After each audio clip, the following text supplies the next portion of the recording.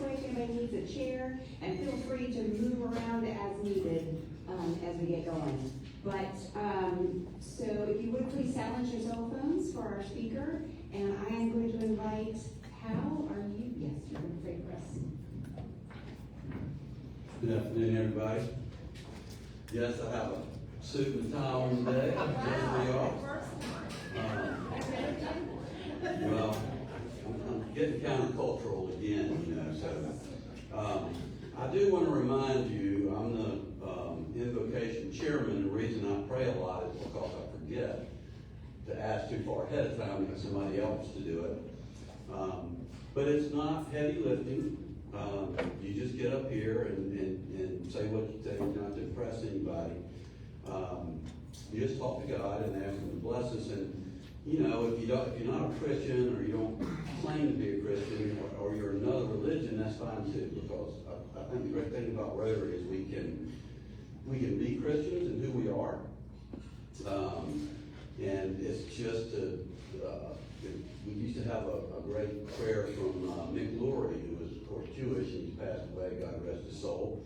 But he used to give about the most outstanding prayers we ever had back in the day. Of course, I've been here now 34 years, so I've been through a lot and seen it. So don't be intimidated if I call you. People are very glad to turn me down, and it's fine to do that. But sometimes you're just stuck with me, so let's pray together. Heavenly Father, we are grateful just to be able to come around people that care about each other and about our community, and really the community of man around the world, and to be associated with Rotary is a great privilege.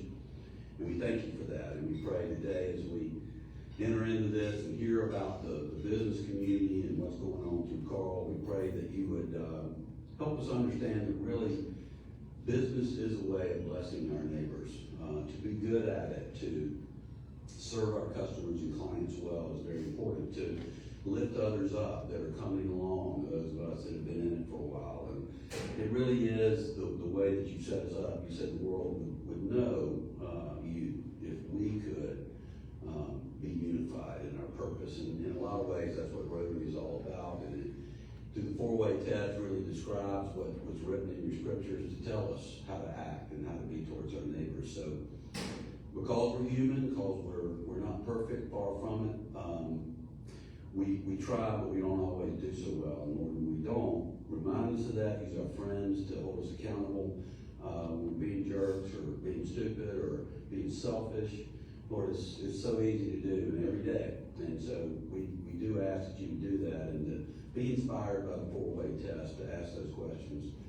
Are we being fair? Is it the truth? Will it build goodwill and better friendships? Will it be beneficial to all? Because we ask those questions, we might just step back a minute and realize that maybe I wasn't thinking about this the way I should. So guide us in that. Bless Carl as he brings the message. Bless our leadership. Thank you for them. Thank you for the food that the priest prepares for us. Lord, just continue to guide and direct us in the way you have us to go. I pray this in Christ's name. Amen. Thank you, Cal.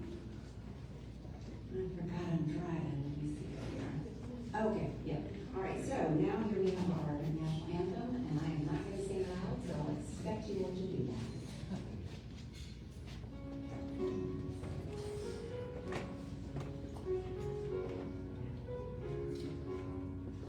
Oh, say, can you see by the dawn's early light what so proudly we hailed at the twilight's last gleaming, whose broad stripes and bright stars through the perilous fight o'er the ramparts we watched were so gallantly streaming, and the rocket's red glare, the bombs bursting in air, gave proof through the night that our flag was still there.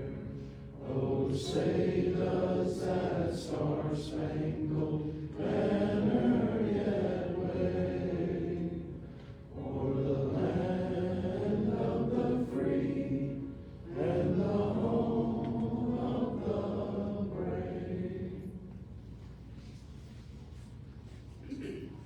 before everyone is seated, we will continue in Hal's vein there for the Rotary four-way test. Is it the truth?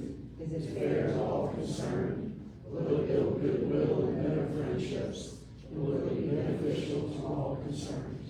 Thank you. You may have a seat.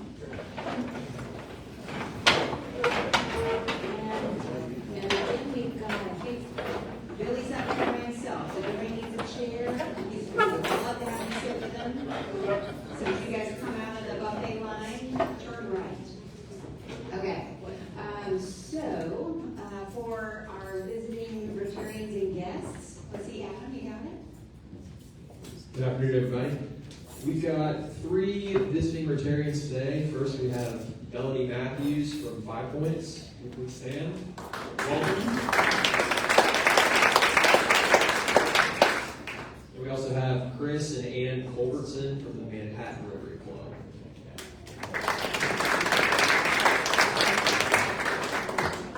Do we have any visitors that we missed? Okay, great, thank you. And Adam, if you'll be on the mic for us later for Q&A. Very good, thank you. So we, I think rather than health and happiness today, we're actually going to have John Vegas is going to come talk to us about the CART meeting that he went to. It was the annual meeting at the end of July, where our club was recognized and awarded, but I'll let John give us some details. Thank you.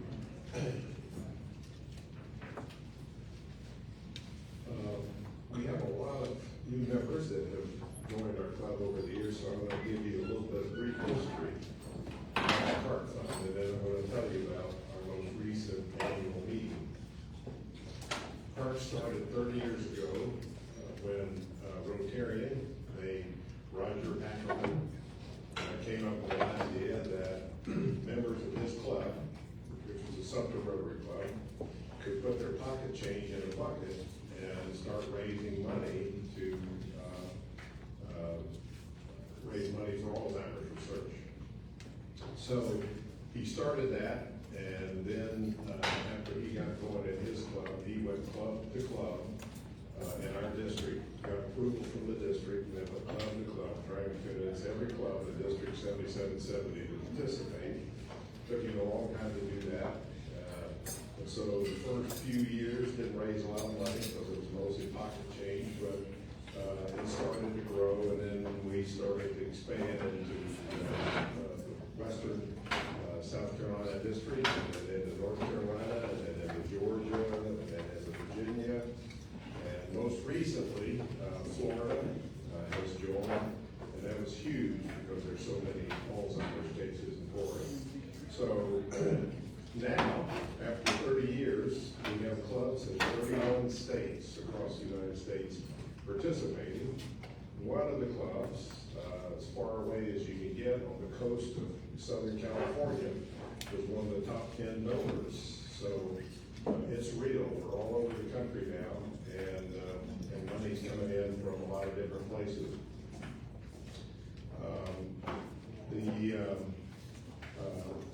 The important thing to understand is that this is pretty much an all-volunteer army that goes out and raises this money.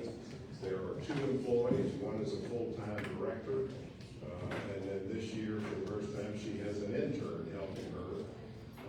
And so those are the only 2 people that have to be paid, but still 100% of the money we raise goes to Alzheimer's research. And I mean 100%. That's a key element in the bylaws of the organization. No money can be spent on anything else out of the money we raise. So how do we do that? So we hold the money that comes in at least for a year, because it comes in during the year before we dole it out. That money's invested, and the money from that investment carries the expenses of the CART organization. So we don't have to use a penny of the money that we raise for research. And again, as I say, all of that fundraising is done by volunteers. With the exception of our one employee, and she does a lot of it actually. So in the 30 years, we started out, as I said, very slowly in fundraising, and then about 3 years ago, we hit $2 million in grant grants given out. And this year, we gave out $4.55 million in grants. And nobody really knew how that happened, that big jump. But they announced the clubs that raised the most money, and we were in the top 20, which was good. But some of the clubs, a fairly large number of them, are raising six-digit numbers. So 300,000, 200,000, 150,000, but one stood out. The little town of Salisbury, North Carolina, about the size of Florence, raised $3 million. So that's how we did jump to the 4.55 million. I don't know how that happened. I'd like to find out. I had an aunt that lived in Salisbury, and I know it's not a very big town, but has a lot of wealthy people. So that brought to my mind, there are people with a lot of money whose families are impacted by Alzheimer's. And there's every reason we could maybe bring our message to those people, and we might find somebody who would like to donate $1 million to what CARD is doing. So I ask you to be attentive to that. Let's see.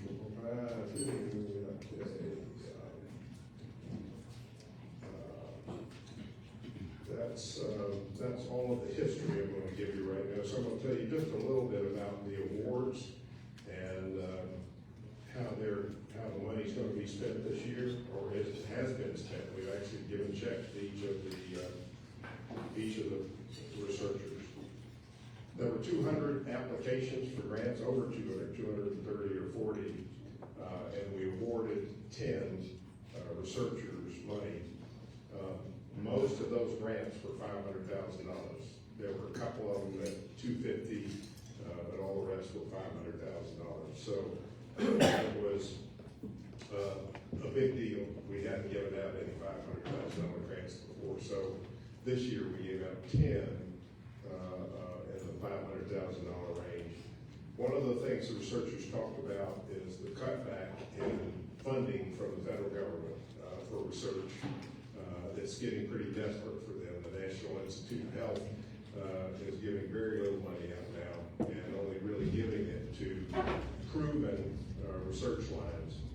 So this saved, actually, several researchers said they were about to have to close up their research effort because they run out of money. And they got this grant, and the $500,000 grant will allow them to go a couple of years and complete the work they're doing. So they were extremely grateful. I mean, you can't imagine how grateful some of these people were. There were a lot of researchers from major institutions.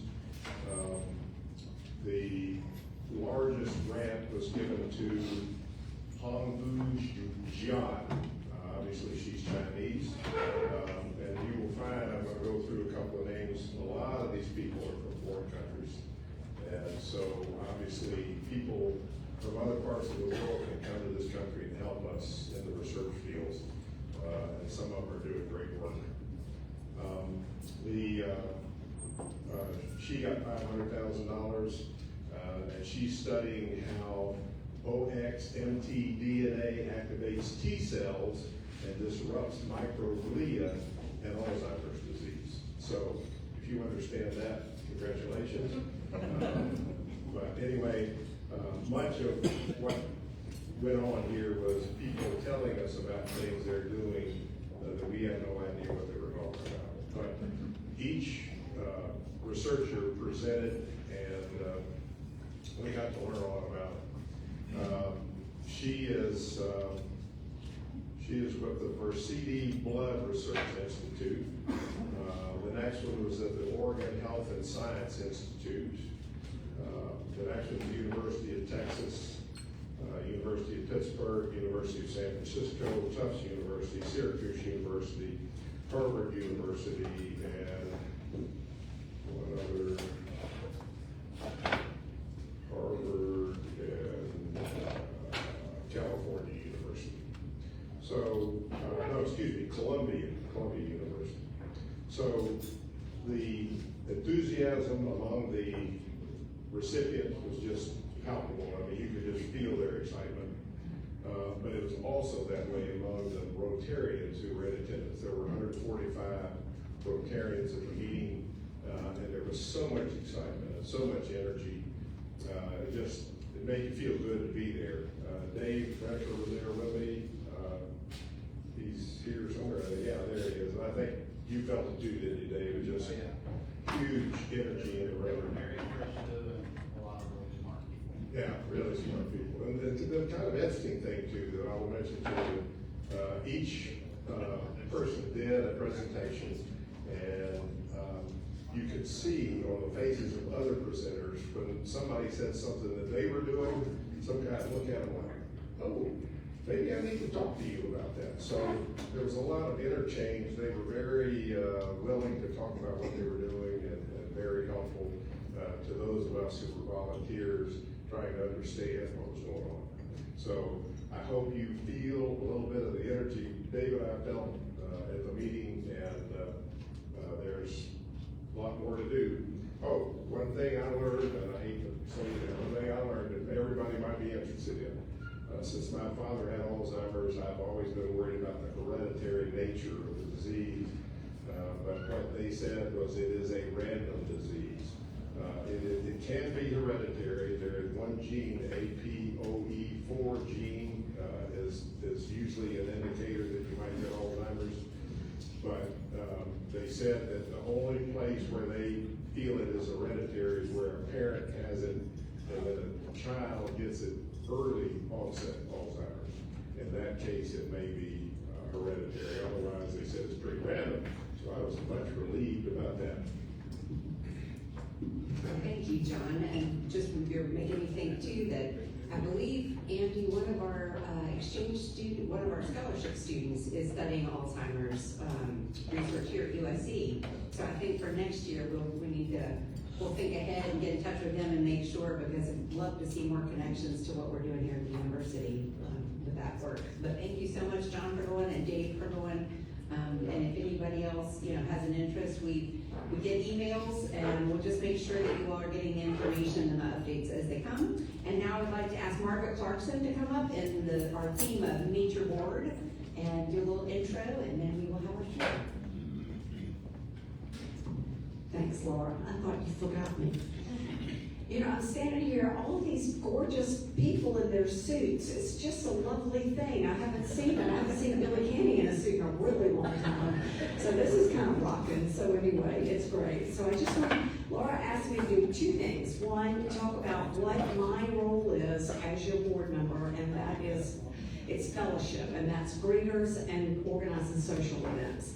So all those things are really important to Rotary, and y'all are all such amazing volunteers, so I just want to thank you in advance for that. But she also asked me to share a tiny bit about myself.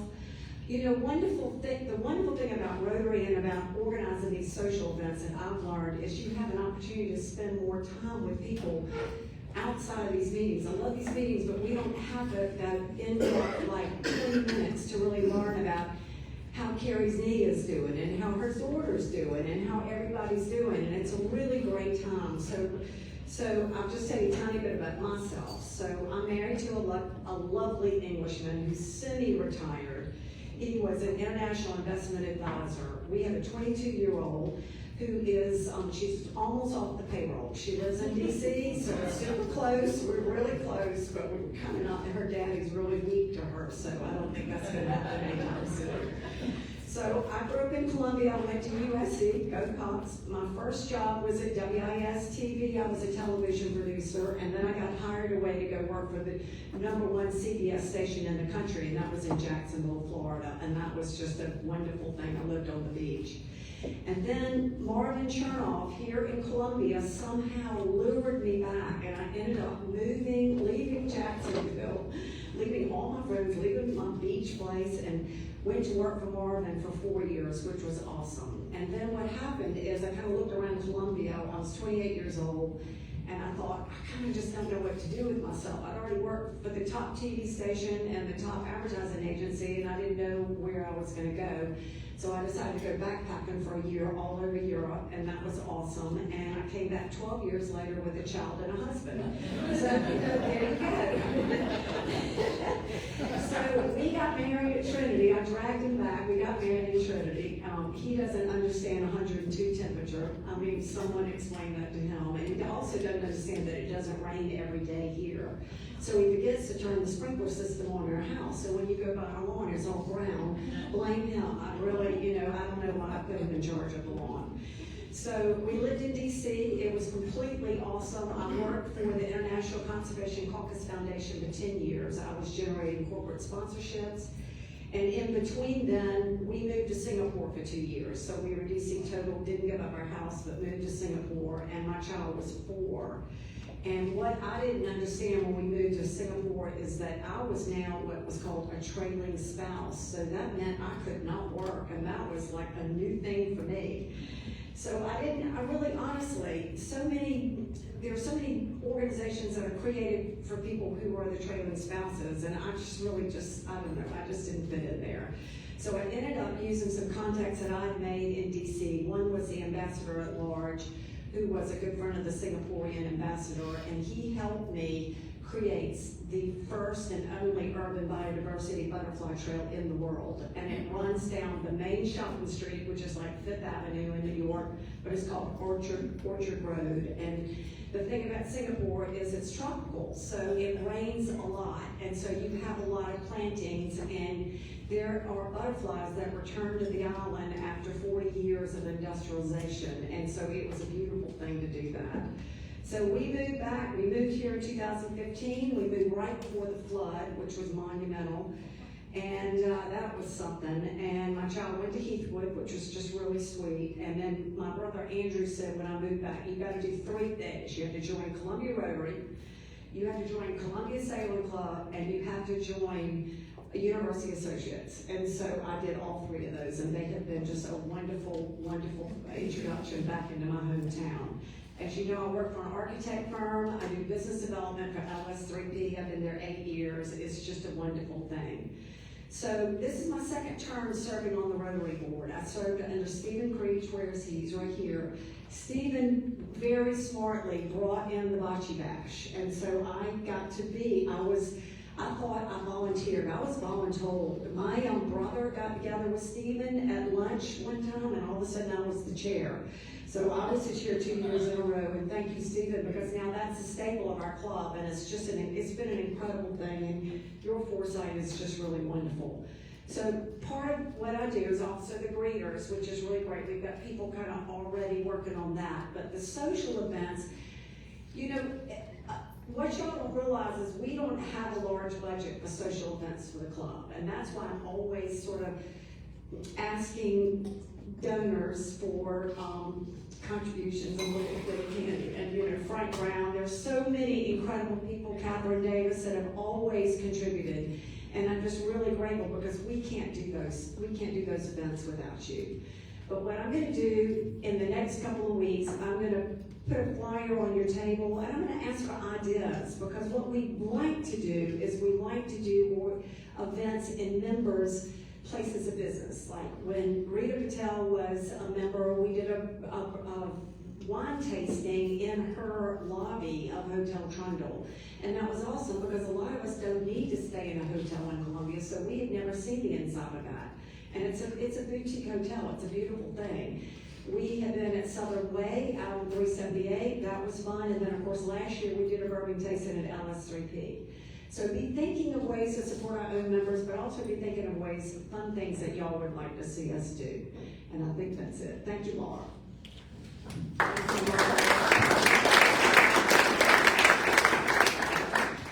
You will come up and introduce our speaker for today.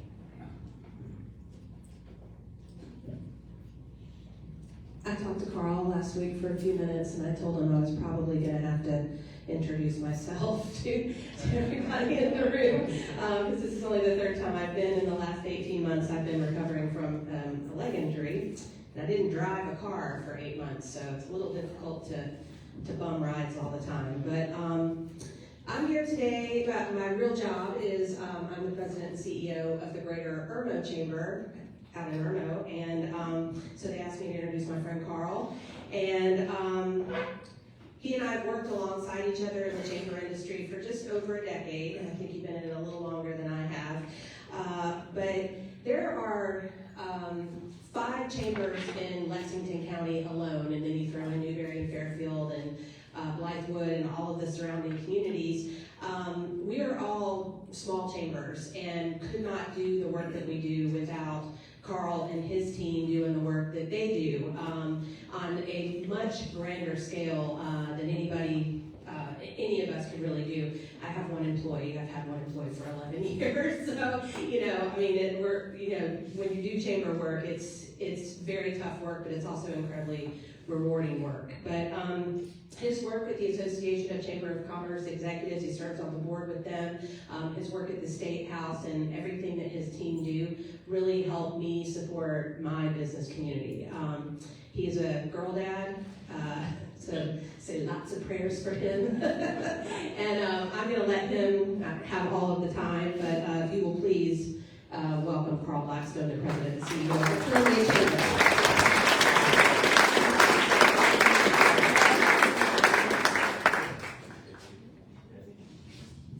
Good afternoon. How's everybody? Great to be back with y'all. It's been a few years, but I always love coming and visiting with y'all. So thanks for having me. Carrie, welcome back. Yeah. Laura, thank you for having me. Really appreciate it. All right, I just want to hit the highlights today. I know if memory serves me correctly, y'all are really shy and usually have no questions. So I'll keep a few minutes to answer any questions best that I can. We are living in an awesome time to be in Columbia. I don't know if we said that, we could say that 10 years ago, Billy. That was not the case at all. But right now, I tell you what, it is a fun time to be in Columbia. We're really excited about the trajectory of where we're going. And so I'm gonna hit some numbers there, and then talk about where we're seeing growth, and then anyway, then I'll answer some questions. But when you think back about Columbia, Margaret, for those that are from Columbia, born and raised, you're the hardest audience to please because you've always had this idea about Columbia, and it really takes folks that have moved to Columbia over the last few years to realize, man, Columbia's got a lot of stuff going on. It really does. Y'all heard me say this before, but you go back to 1950. Richmond, Raleigh, Columbia, Charlotte, Atlanta, and Austin, Texas were all the same size, roughly, in 1950. And then you fast forward to 1980, Richmond, Raleigh, Columbia were the same size. By then, Austin, we needed a billionaire, right? And a billionaire, Mike Liddell, took Austin to a different level. It's interesting, in 1981, well, the Research Triangle Park in Raleigh was actually founded by the legislature in North Carolina in 1959. But they didn't get their first tenant until 1981, that was IBM. And so from 81 on, Raleigh just took off, unbelievable. But there's something to be said about capital cities, and capital cities are quite unique. Demographics, and just brutality, it's a blended city, right? And so we grow differently. We get compared to Greenville and Charleston all the time, and that's fine. But really, you should look at southern capital cities as a model, if you will, to look at and see where we're growing. And for a long time, it was thank God for Jackson, because that was about the only place that we were outpacing for a long time. But if you look now, it's really remarkable the growth we've seen over the last 30 years. Columbia, over the last 30 years, has averaged about 1 to 1.5% growth year over year. That's fairly anemic, candidly. I mean, that's not even keeping up with CPI. But that 1.5% growth is about $200 to $250 million worth of capital investment in a community every year. So 250 million was a great year for downtown Columbia on average for the last 30 years. The last 3 years, we're growing at 4.5 to 5%. with the equivalent of between $1.4 and $1.5 billion worth of growth downtown Columbia. That is unreal. You saw bits of that in Greenville, in Charleston, back between 2010 and 2020, which is the largest economic expansion in our nation's history. So tons of growth in the upstate and the low country. We were flat. In fact, during that greatest growth area, we actually shrank a little bit. And I think the bottom out year was 2018. 2018, we lost 6 headquarter companies in Columbia, all through M&A work, right? But it was still, the results were the same, which was we were on the losing end of that ledger.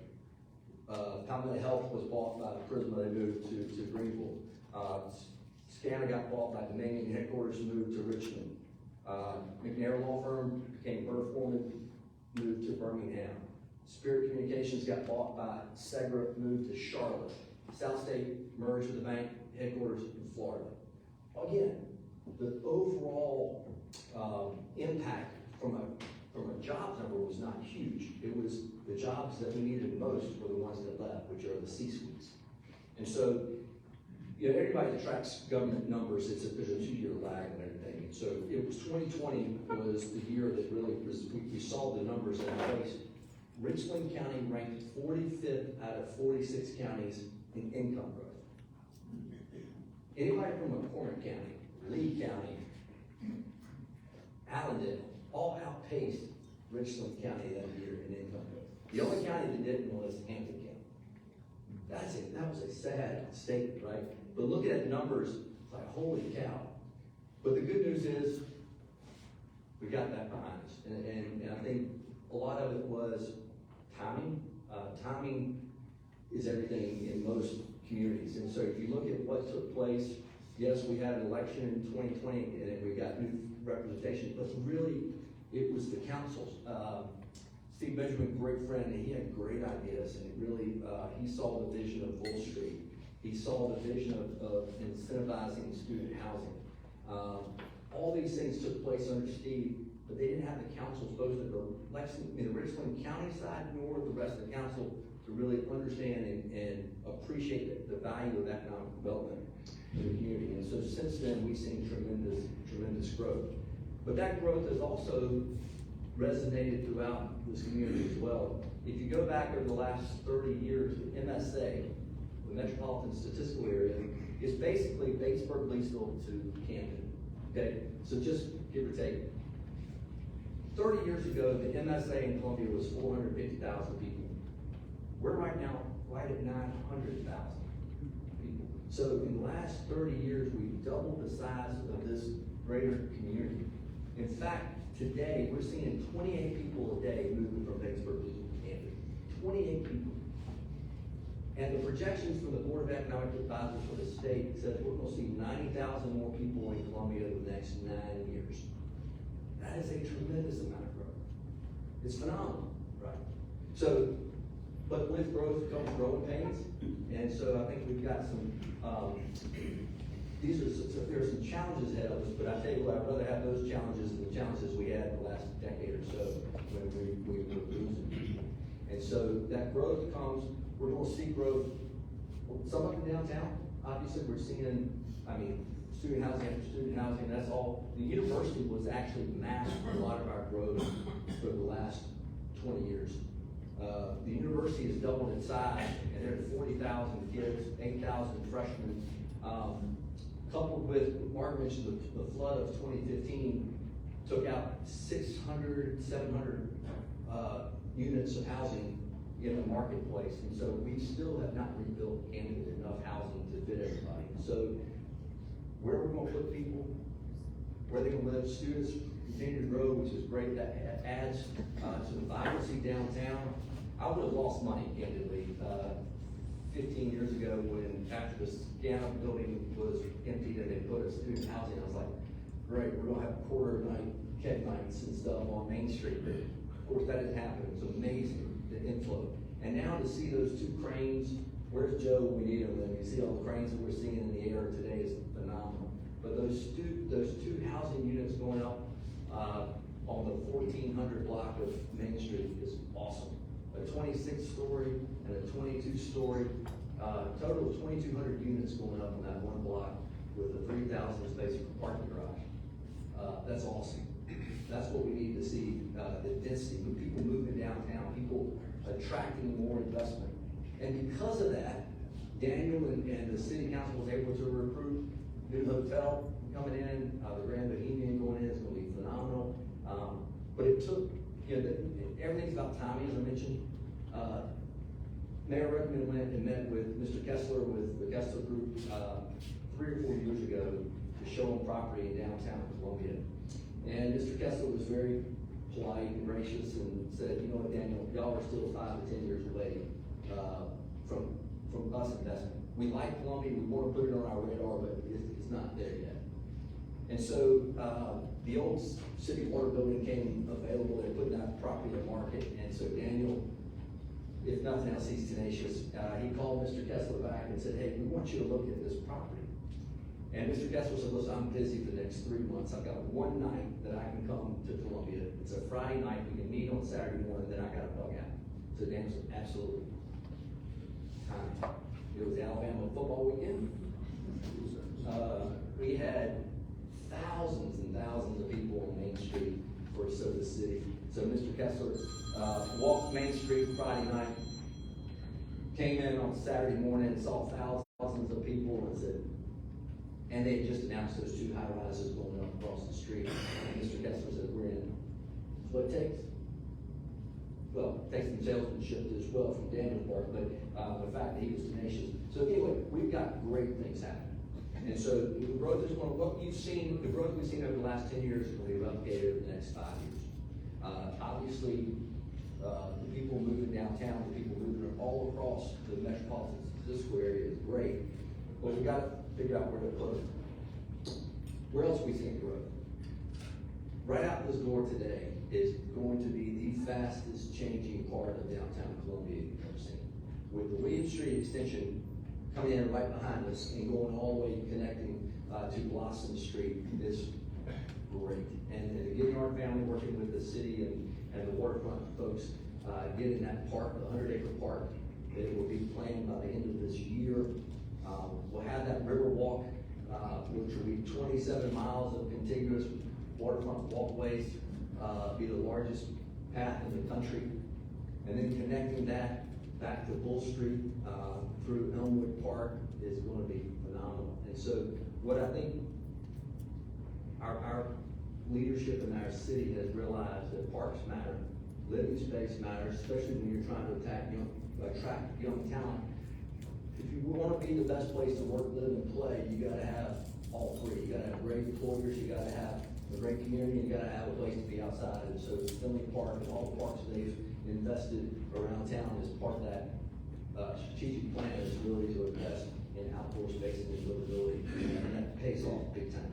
So, William Street is going to be phenomenal. I do think what you're going to see is mixed use here. I think you're going to see, even though the plan hadn't come out, but I feel strongly that they're going to look much like the creek bed in Greenville. You can't call that a river, right? The creek in Greenville is awesome. But you have the retail on the first floor, then you have commercial, and you have residential. I do think that's the way to go, because what you're bringing in full-time livability, right? You're bringing people in, places they can shop close by, and dine in some of these places, but also you can work at the same place. So I think you're going to see much mixed use all down here. This is going to be transformed in the next 5 years. It's really, really awesome. And all this is getting done right now, and I haven't mentioned Scout Motors. And Scout is a game changer from any side of the ledger you're looking at. If you look back at, so Scout, as you know, so an all-electric car, it is, the doors, they had to push back the opening a little bit, but they'll be building cars here, 200,000 units a year by 2028. It is a ginormous facility if you've not been by there.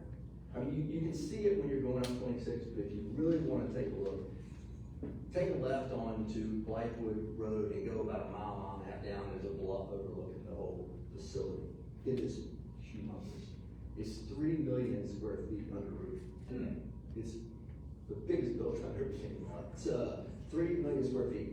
It's going to employ 4,000 direct employees, phase one, with another indirect of 5,000 employees. That is a lot of jobs. But let me put it in perspective, okay? When BMW announced in '93, up in Greer, they had about, it was a $600 million investment, and they hired a couple thousand employees, and they were about 1 million square feet under phase one.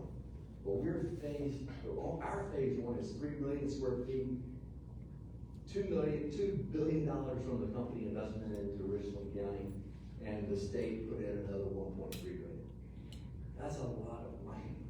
And so, and the good news, when you talk to the folks for Volkswagen and Scout, they're looking long term. I mean, when I say long term, they're looking at 70 years out, 70 to 100 years. They're planning their growth today for that long of time. So that's great for us.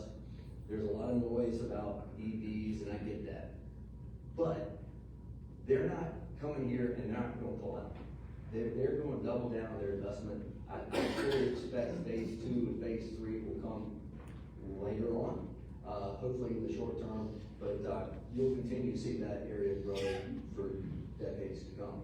Now, where does that put future growth? Well, we talked about downtown. Growth is, for me, let me back up. I talk to a lot of people about what their business is doing and how the business is growing, and you kind of get, there are a couple people I call all the time, they're my bellwether. You can see where they're going, right? So I always look at architects, because architects, if they're busy, that means there's a pipeline, right? Contractors, if they're busy, that's great for the next year. Well, I talked to a contractor, he goes, and I told him, I said, y'all are important for me to see where the growth is. He goes, I look at the pipe layers, because you gotta follow the flushes. And I was like, that is brilliant. All the flushes. But in reality, it's true. If there's growth coming, you need to see where that future growth is. So I really believe Fairfield County is going to be the Wild West for the next 15 years. Parts of Lexington County have seen significant growth over the last 15 years, but I think the other parts of Lexington are going to be the fastest growing area anywhere in the metropolitan Cisco area is Red Bank, which is crazy. But that is, if you see where the people are going, that's where they're going, because housing and land is cheaper. So, but one of the biggest challenges we're going to face as a community is, one, where we're going to put everybody, and how are we going to, there are certain things where we're lacking. One, if you go about 5 to 10 miles from the river, water and sewer are a big issue. And the capacity to be able to process the water and sewer is lacking. And those things are expensive. And so if we want to manage growth, we're going to have to really double down on that. Electricity, there's great synergy around what's going to happen in Jenkinsville and rebuilding those 2 nuclear sites that we keep paying for every month. I really feel good. Bloomfield, who bought the old Westinghouse, is looking at the government to partner with them to build 20 reactors across the country over the next 20 years. Well, there's no other site in the country that has 2 nukes. One is 40% complete, and one is 20% complete. So the idea that they can get those things finished, I think, is a real thing. We won't know probably until 2028 what the timeline looks like, because it's all theoretical at this point. They can take what's existing and they can move it, but they gotta look at permitting and cost. And then the lawyers gotta get into it, and that's gonna take a little longer. You know how those processes, timelines work. It's gonna be a little delayed, but I do think at some point they'll be complete. We need to finish those things. One, we don't have enough electricity. For us, the continued growth that we're having, we need a sustainable method, and nuclear is by far the cleanest and the cheapest over a 60, 70-year lifespan. So I do think that those come online, but again, it's going to take a little bit more time for that. So Water, sewer, traffic is going to continue to be a problem, even though we've got this beautiful new interstate being built, or Malfunction Junction, or, Carolina Crossroads, whatever. That is when they started planning that, they weren't taking into the account the growth of Columbia. They started planning that because they doubled the size of the port, and most of the port traffic is coming on 26 from the upstate down to Charleston. And so it had nothing to do with us in Columbia. It just happened to be along the route to get goods and services to the Port of Charleston. Having said that, though, they're building it to the standards of 2040. That's it, right? So we've got to manage growth, and we've got to be very strategic in working with our legislature and our Department of Transportation.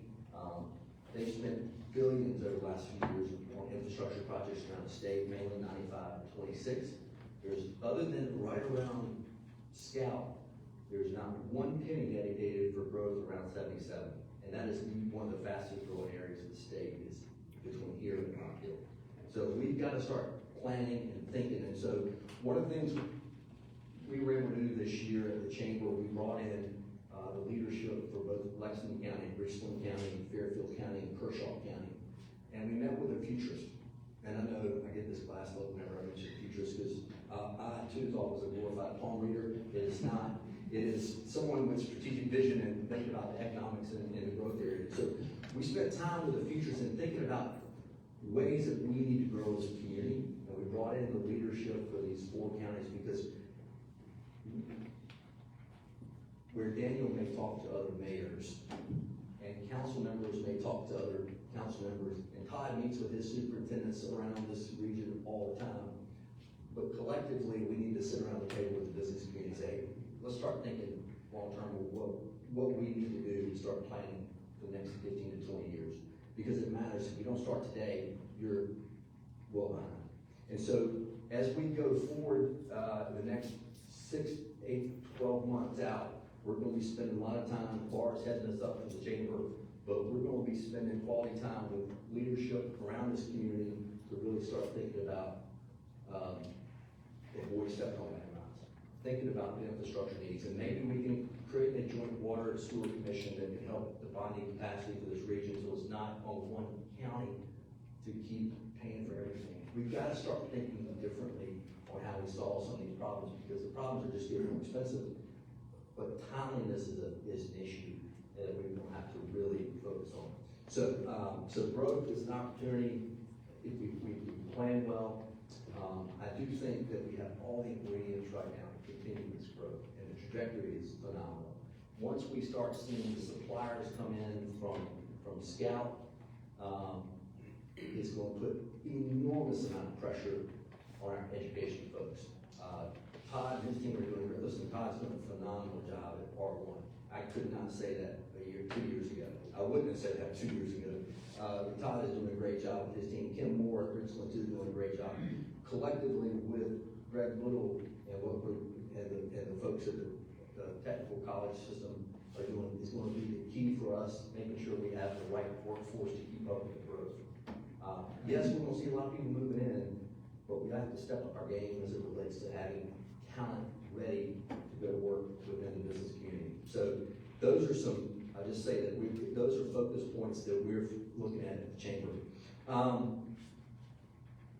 Lastly, I know we're about out of time, but I want to mention Fort Jackson, a great partner for us in this community, the military as a whole.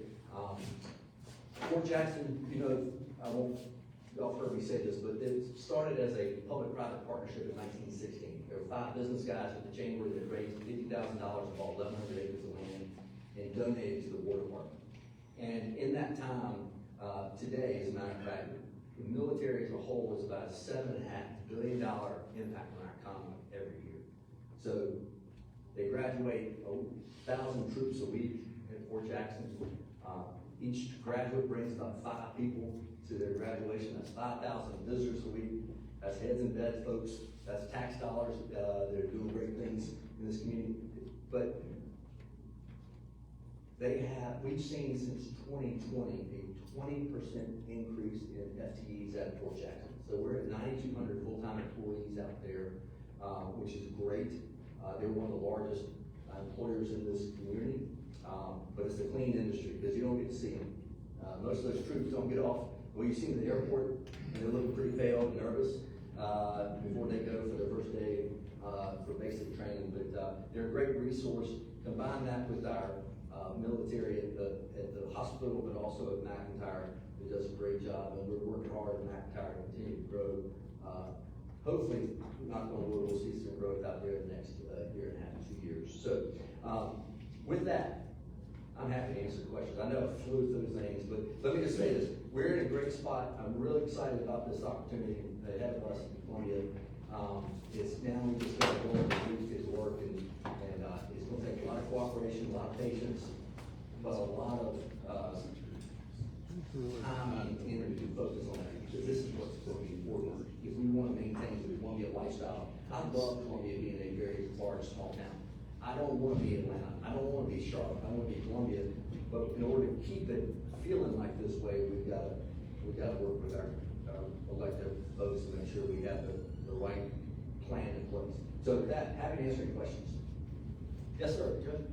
You know what the plans are to widen or expand 26 and 20 coming through Columbia? Timetable. There are no plans at this point in time that I know of, other than around Malfunction Junction. That's actually going to start at 378. You come in, if you're coming from Augusta up, that's going to look totally different. So that interchange will go a lot smoother. Past 20, past the Broad River, no dollars there for expansion. 26, other than Malfunction Junction, no plans at all. In fact, they're going to expand 26 between Sandy Run and Charleston, but there's no dollars for any expansion north of Little Mountain to Greenville. No. And no dollars for 77. No. Hey Carl, thanks for being here. Yeah. Can you talk a little bit about Vista joining Main Street District and what impact that's going to have downtown? Yeah, if you think look at what the Vista, Main Street's been able to do since the Main Street District, the Yellow Shirts have come in play. It's really increased their property values quite a bit, and so using the same logic and they did an economic survey as well to look at that growth. I think, so for those, the Vista area just passed last week, business improvement district for all of this area that will incorporate this new William Street extension as well. And so they partnered with the Yellow Shirts to work on streetscaping and livability and control of just monitoring trash and picking up streets and all that stuff. But it does increase the property values considerably. So I think it's a good thing. I know they're working through phases, so they're going to start at the upper part of the Vista District and expand it as they go. But what I really appreciate is the fact that they're partnering with the Main Street District to do it, even though different funding streams, what we don't need is duplication of services. I call that the concrete two-step, and we're really good at that. You know, if you don't like what I'm doing, you start something else over here, and that just diminishes the return and the impact of the area. So I think long-term investment is a good thing. Hello, Cameron. Hello, Carl. Thank you. Two quick questions, and you kind of addressed both of them. One is, as a southern capital city, we've got a university, we've got the Capitol, and all that kind of stuff. And I've heard for years, sort of bemoaning about our property taxes being way higher, we can't compete with Charlotte, and what have you on that. How do the other cities manage through that? I know we got, Act 388 that have hurt us. The second part also is, you talk about housing being important. We've seen places like Mount Pleasant, moratoriums on the housing permits. We've seen over in Kershaw County and Camden that they're doing the same thing. How do we go about making sure that we continue the growth so that people can have affordable housing, so we can continue to attract more investment so people can afford to live here? Yeah, great questions. First, let me just say, we still have a tax problem. Now, I've bitched about that for years, and I've bitched about this room, so I'll go easy on y'all today, but we still are the #1 highest commercial tax community in the country. We have, our taxes are 37% higher than Greenville, we're 48% higher than Charleston. We are 5 times out of Charlotte, 3 times out of Charlotte, 5 times of Raleigh. It is unbelievable. The difference today versus 4 or 5 years ago is every project that's being built in Columbia right now gets a tax break. They can't get it done without some incentive. And on one hand, that's a workaround. The bad thing is, that shouldn't be the case. We shouldn't be giving every single project a tax break, but that's the reality right now. It doesn't work on purpose. And so, if we want, by the way, Charleston and Greenville are under the same tax code as we are.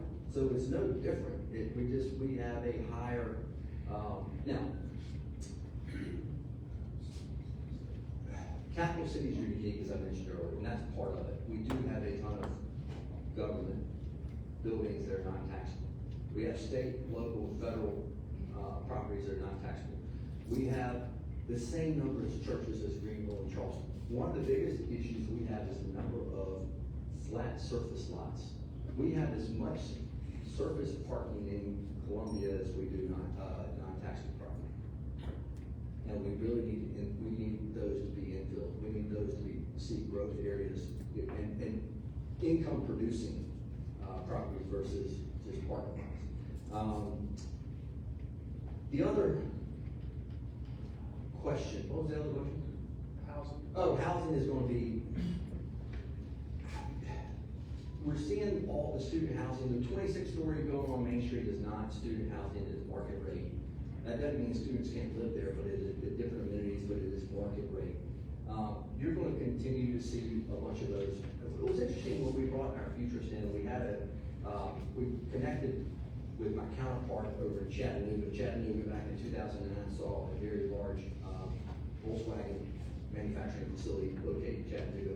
And we were taking lessons learned from Chattanooga and what they saw, the growing pains that they saw.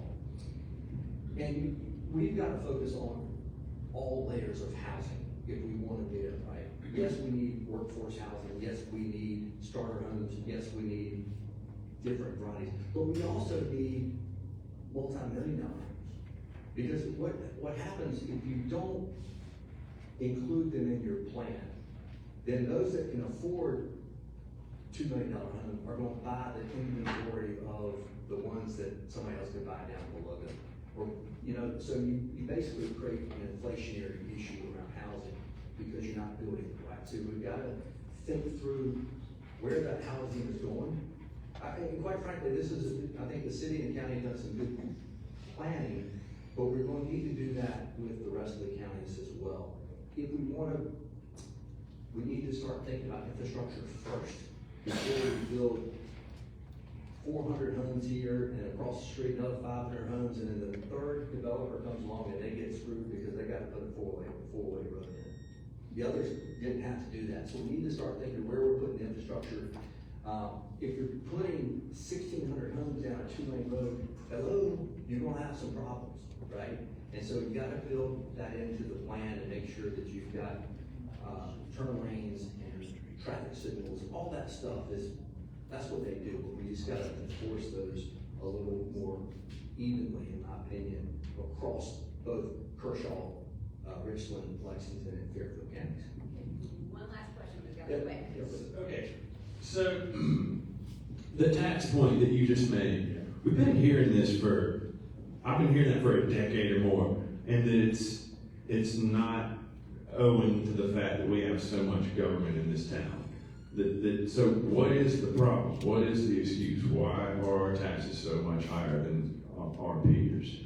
I think a part of it is, it's a leadership issue. We've got to meet with our county folks. The city, the city is not the problem. The city is 20.7% of your tax bill. The county is, the city's 17.3%, the county's 20.7%. We spend a lot of money on schools. Todd is going to help with this, but we're going to get a better return on investment than what we had. But where we allocate dollars, the way we should go, we've gotta focus on that, because candidly, it's out of whack in overall spending. It's not a revenue issue, it's an expense problem, in my opinion. Yes, we have a lot of non-taxable property. Other communities, like, for the entire state of South Carolina, we don't get reimbursed, Richland County doesn't get reimbursed for fire and EMS services that go to any of the state facilities. In Raleigh, Wake County, right, they have they set up a cost per call in the state of North Carolina with Wake County, and every time they get called, they write a check at the end of the year for the whole thing. So we need to work with our state leaders a little bit and figure out how do we get some revenue back. Yes, I love having the state house downtown Columbia. It's great, it brings lots of visitors in, but that doesn't cover all the costs. And so that's just one piece. There are a lot of different pieces to look at, but it really, to me, is, we know what the revenue is gonna be. We should live up and know how much we're budgeting. So it's more of a, but we also have to stop raising taxes too. And that's the other education piece we gotta have to do for sure. So, all right. Thank you very much.